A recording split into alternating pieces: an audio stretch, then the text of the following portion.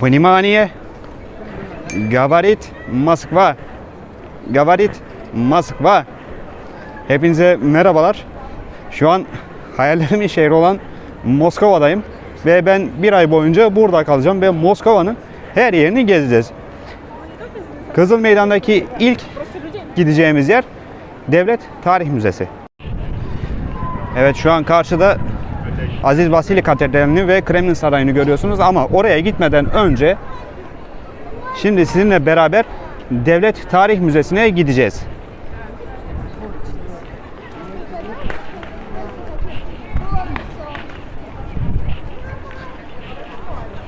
Girişi burası.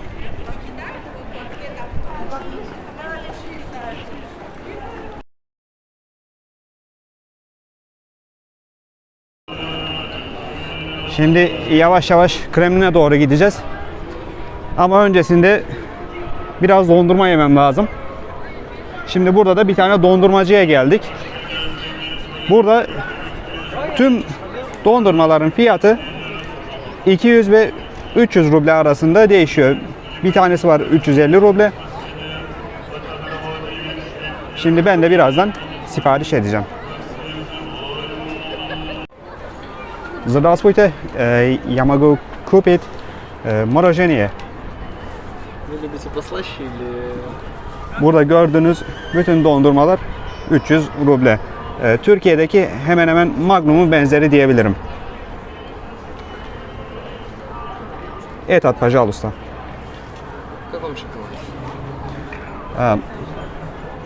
Может быть, белый. Хорошо. 300 рублей. Хорошо. Карта наличная. Наличный.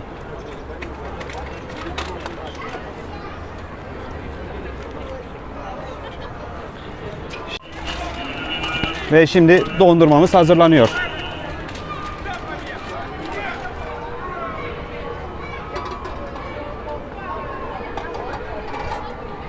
Gerçekten de çok güzelmiş ha.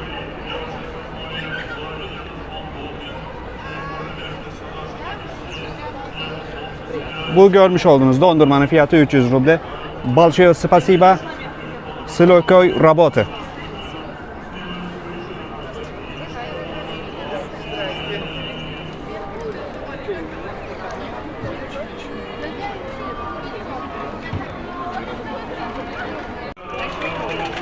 Şimdi yavaş yavaş Kremlin Sarayı'na ve Aziz Vasili Katedrali'ne gideceğiz. Ama bunlardan önce Kızıl Meydan'a girişte bizi böyle bir kilise karşılıyor.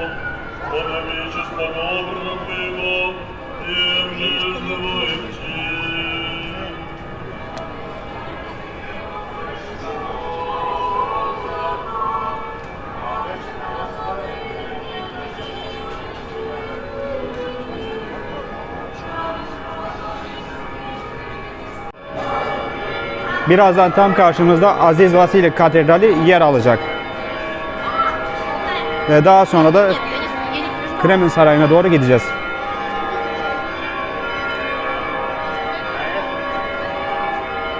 Gerçekten çok heyecanlıyım.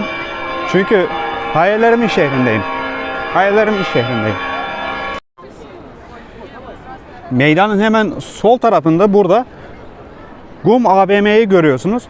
GUM AVM Rusya'nın ilk AVM'si. Bu arada Aziz Vasili Katedrali ile alakalı şunları söylemek istiyorum. Burası Kremlin Sarayı ile çok sık karıştırılıyor. Katedral ilk Rus çarı Korkunç İvan tarafından zaferleri kutlamak amacıyla yapıldı. Bu katedralde görmüş olduğunuz 8 tane kule Korkunç İvan döneminde kazanılan 8 tane zaferi temsil ediyor. Ve bir rivayete göre bu katedral İtalyan bir mimarın tasarımı. Daha sonra mimar böyle bir yapıyı tekrar yapmaması için gözleri kör ediliyor arkadaşlar. Böyle de ilginç bir rivayet var.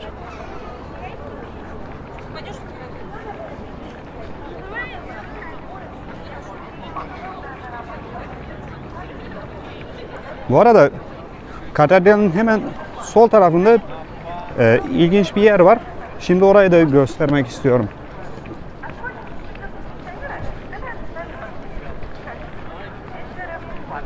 Обзорная автобусная экскурсия по Москве. Присоединяйтесь к нашей группе. Белый и лазерный автобус на платформе. Сейчас телеканал Москва 24. Под имя настроения приедете на поезд доверия. Уважаемые участники, представители гостя столицы приглашаем на увлекательный обзорный автобус по Москве. Поедем на шикарном новомерном автобусе. Он находится на парковке. Bu görmüş olduğunuz yapının adı nedir tam olarak bilmiyorum ama burası daha önce halka açık olarak infazların yapıldığı bir yerdi ve zamanla turistik bir mekan haline dönüştü. Новый Арбат. Перерешила Министерство обороны и наиболее заряженный столицы. Срочное и новое государство.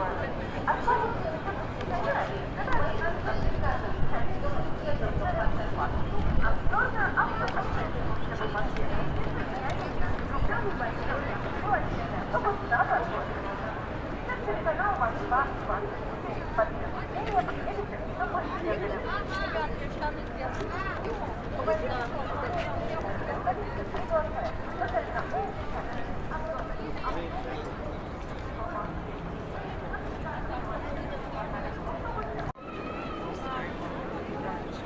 Aziz Vasili Katedrali'nin hemen yan tarafında Kremlin Sarayı var.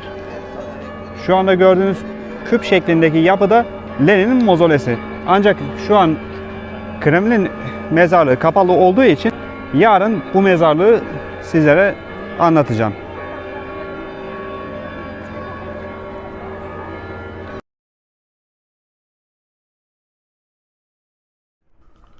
Hepinize merhabalar.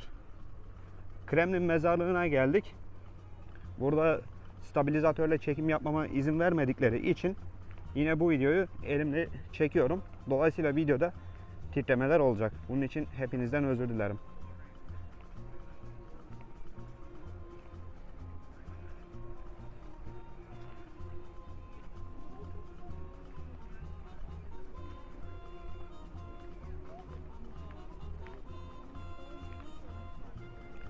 Şimdi yavaş yavaş sizlerle birlikte buradaki mezarları ziyaret edeceğiz. Şu an Konstantin Chernenko'nun mezarını görüyorsunuz. Kendisi eski bir Sovyetler Birliği devlet başkanıdır. Hemen yanında Semen Budeni'nin mezarını görüyorsunuz. Kendisinin kim olduğunu ben de bilmiyorum. Videonun açıklama kısmına yazarım. Şimdi burada Türk tarihi içinde önemli olan birisi var. Onu da göstereceğim. Kliment Voroshilov. Voroshilov, Sovyetler Birliği'nin ilk mareşalidir. 1918 yılında Volgograd savunmasında Joseph Stalin ile arkadaş olmuştur. Türkiye'deki Kurtuluş Savaşı sırasında askeri bilgisiyle savaşın taktik ve stratejisine katkıda bulunması için Ankara'ya gönderildi. Şu an ekranda Türkiye Cumhuriyeti'nin kuruluşunun 10. yılı kutlamalarında Kliment Voroshilov'un Mustafa Kemal Atatürk ile olan fotoğrafını görüyorsunuz. 1933 yılında İzmir'i ziyaretinin anısına İzmir'de büyük bir caddeye Voroshilov Caddesi adı verildi. Voroshilov, İzmir'in fahri hemşerisidir. Voroshilov'un bir heykeli Taksim Cumhuriyet anıtında Atatürk'ün ardında yer alıyor. Voroshilov, 2. Dünya Savaşı'nda Leningrad savunmasını yaparak Nazilerin şehri ele geçirmesini engelledi. Bu büyük komutana ben de son olarak şunu söylemek istiyorum. Yaptıkları hem Rus hem de Türk halkının kalbinde daima hatırlanacaktır. Voroshilov'un hemen mezarının yan tarafında Andrei Zhdanov'un mezarını görüyorsunuz. Kendisinin kim olduğunu bilmiyorum ve yine açıklama kısmına yazacağım. Burada bilmediğim tüm kişileri açıklama kısmına yazacağım arkadaşlar. Hemen devam ettiğimizde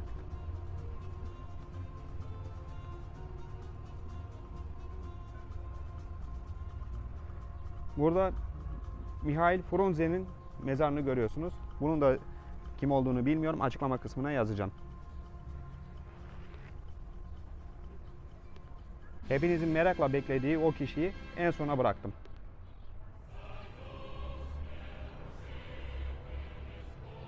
Yakov Sverdlov. Kim olduğunu yine bilmediğim bir kişi. Açıklama kısmına yazacağım.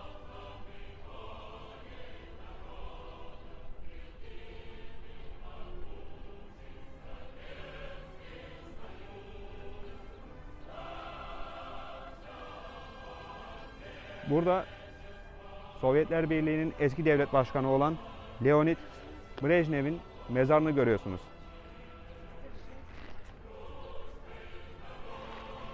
Hemen yan tarafta Felix Dzerzhinski'nin mezarı var. Felix Dzerzhinski, Sovyetler Birliği'nin ilk istihbarat servisi olan ÇK'nın kurucusudur. Aynı zamanda ÇK'nın da ilk önderidir. Müsamaha göstermeyen sert tavırlarıyla dikkat çekmiş ve devrimci politikanın güçlenmesinde önemli bir rol oynamıştır. Hemen yan tarafta Yuri Andropov'un mezarını görüyorsunuz. Kendisi eski bir Sovyetler Birliği devlet başkanıdır. Hemen onun yan tarafında Mikhail Kalnin'in mezarı var.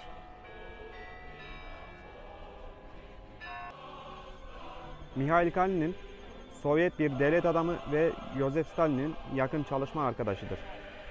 Ayrıca Kaliningrad şehrine onun adı verilmiştir. Kalnin'in yan tarafında herkesin tanıdığı bir isim olan Joseph Stalin'in mezarı var. Joseph Stalin, Sovyetler Birliği'nin ikinci devlet başkanıdır. Hakkında en çok eser yazılan kişidir. Onun döneminde Sovyetler Birliği endüstriyel ve askeri bir süper güce dönüşmüştür. Stalin'le alakalı ilginç bir şey daha var. Şu an birkaç yüzyıllık Rusya tarihini incelediğinizde kendisi Slav kökenli olmayıp da Rusya'yı yöneten ilk kişidir. Ayrıca hakkında en çok kitap yazılan kişidir. Burada da Mihail Suslov'un mezarını görüyorsunuz. Kendisinin kim olduğunu bilmiyorum. Yine yorumlara yazacağım. Arka tarafta da Kremlin mezarlığına gömülen küller var.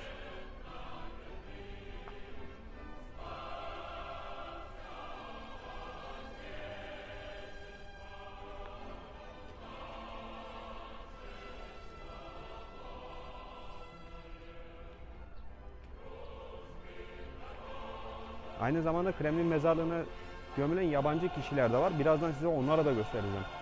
Yani külleri Kremlin duvarında olan yabancı kişiler de var. Burada Sergey Korolyov'un mezarını görüyorsunuz. Kendisi Sovyet roket mühendisidir. ABD ve SSCB arasında yaşanan uzay yarışı sırasında Sovyet uzay araçlarının baş tasarımcısıydı. Korolyov, Sovyet uzay programının kilit adamıydı ve güvenlik nedenleriyle hayatı boyunca onun adı kamuoyundan gizli tutuldu. Korolyov, Sputnik ve Vostok uzay araçlarının tasarımcısıdır. Korolyov tarafından 1960'larda geliştirilen Soyuz uzay aracı halen kullanılmakta. Şimdi burada da Yuri Gagarin'in mezarını görüyorsunuz. Yuri Gagarin uzaya çıkan ilk insandır ve bu başarısıyla uzay çağını başlattı. Yuri Gagarin'in uzaya uçtuğu ilk gün olan 12 Nisan günümüzde kozmonotluk günü olarak kutlanmaktadır. Yuri Gagarin, SSCB dahil birçok devletin en yüksek nişanının sahibi ve birçok yabancı şehrin fahri vatandaşıdır. 27 Mart 1968'de Yuri Gagarin eğitim uçuşu yaparken uçak kazasında öldü. Yuri Gagarin ölünce Sovyetler Birliği'nde devlet yası ilan edildi. Bu yas, SSCB tarihinde ilk kez devlet başkanı olmayan birisi için ilan edilen yastır. Burada Vladimir Komarov'un mezarını görüyorsunuz. Kendisi bir uzay uçuşu sırasında ölen ilk kozmonottur. İşte hepinizin merak ettiği o isim. Burası Vladimir Lenin'in mezarı. Kırmızı renkli granit, komünizmi, siyah kısım yası temsil etmekte.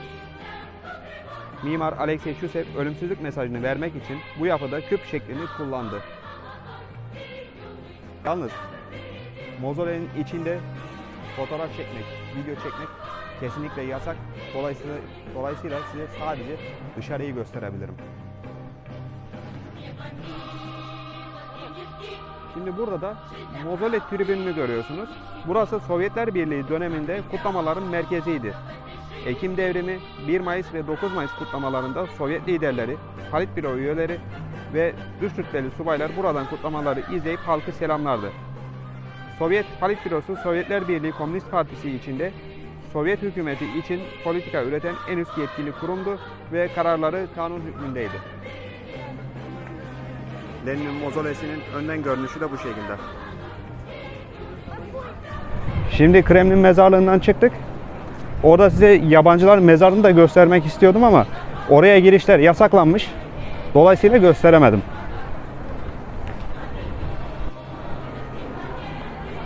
Şimdi de ola ki burada acıktığınızda size McDonald's'ı nasıl bulabileceğinizi göstereceğim.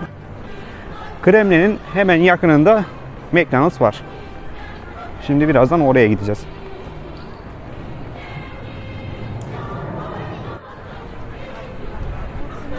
Kremlin'in hemen aşağı tarafında Vukosno i Tochka var. Birazdan size şimdi amblemini göstereceğim.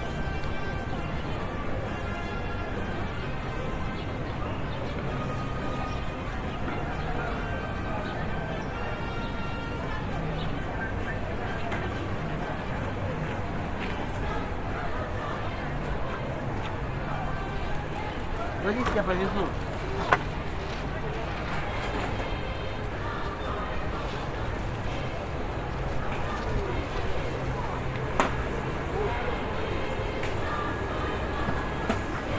Şimdi Vukosno i Tochka isimli yere geldik. Evet. Bu görmüş olduğunuz arkadaşlar McDonald's. Yaptırımlardan dolayı sadece amblemi değişti. Lezzetinden veya kalitesinden herhangi bir ödün vermedi. Bunu burada belirtmek istiyorum. Yanında da çok güzel bir manzara var. Şimdi göstereceğim.